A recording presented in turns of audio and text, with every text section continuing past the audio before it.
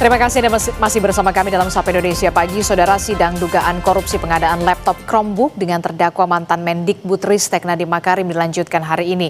Jaksa akan menjawab nota pembelaan yang disampaikan terdakwa. Sebelumnya, pasca eksepsi Nadiem awal pekan ini, jaksa sudah menjawab keraguan terdakwa soal alat bukti. Jaksa menegaskan alat bukti sudah diuji dalam sidang pra-peradilan, di mana dalam sidang itu sudah diputuskan penyidikan dan penetapan tersangka terhadap Nadiem Makarim adalah sah.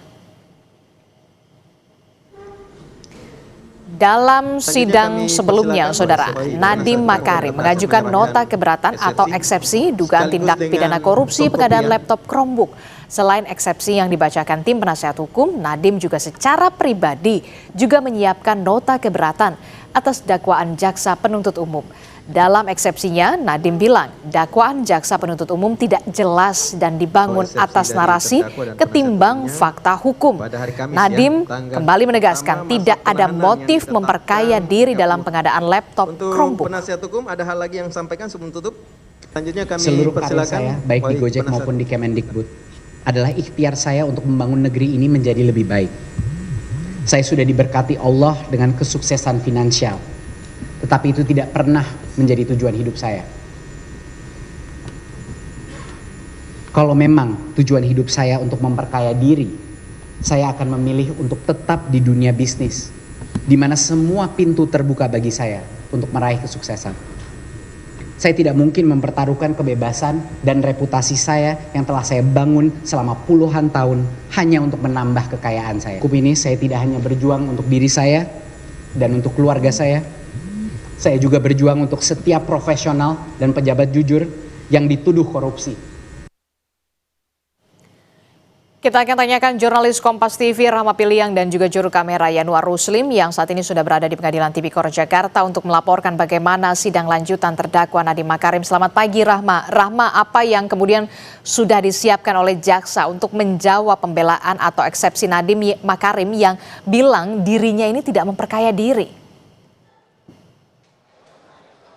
Ya, kalau kita melihat bagaimana tanggapan awal dari jaksa penuntut umum terkait dengan menjawab dari nota pembelaan yang disampaikan oleh Nadiem Makarim pada Senin lalu, di mana disebutkan bahwa jaksa penuntut umum ini menyebut kalau kasus dari Nadiem Makarim ini sudah melewati proses hukum, sudah melewati uji hukum begitu ya, dibuktikan melalui pra-peradilan yang membuktikan bahwa Nadiem Makarim ini memang sah ditetapkan sebagai tersangka dan juga sah begitu ya untuk dilanjutkan ke persidangan begitu.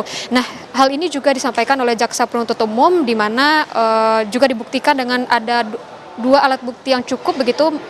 Tapi dari jaksa penuntut umum menyebutkan bahwa malah memiliki 4 alat bukti yang cukup. Mungkin ini akan kita dengarkan nantinya yang akan disampaikan oleh jaksa penuntut umum pada persidangan lanjutan ini, yaitu tanggapan dari jaksa penuntut umum dari jawaban nota pembelaan yang sudah disampaikan oleh Nadiem Makarim pada Senin lalu. Kita ketahui, Adisti juga saudara, pada sidang perdana atau pada sidang pembacaan dakwaan ini langsung disampaikan nota pembelaan atau eksepsi oleh Nadiem Makarim sendiri maupun dari tim kuasa hukumnya yang menyebutkan bahwa dirinya tidak memperkaya dirinya, begitu ya, dan disebutkan bahwa kalau perkara yang dikenakan kepada dirinya ini merupakan kriminalisasi atas kebijakan yang sudah diputuskannya selama 5 tahun sebagai menteri pada periode sebelumnya, Adisti dan juga saudara. Dan kita ketahui bahwa untuk kasus ini merupakan dugaan korupsi program digitalisasi pendidikan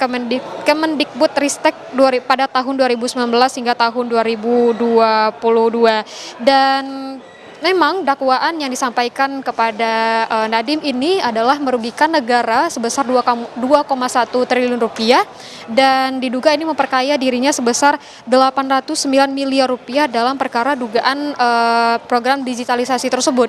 Adisti dan juga saudara, dan kemarinlah pada maksud kami pada hari Senin kemarin ini sudah disampaikan nota pembelaannya begitu, dan hari ini lanjutan dari tanggapan jaksa penuntut umum kita dengarkan nanti bagaimana jalannya persidangan, apakah dengan bukti-bukti tersebut akan ditampilkan kembali oleh jaksa penuntut umum yang disampaikan ini sudah disampaikan pada pra-peradilan sebelumnya.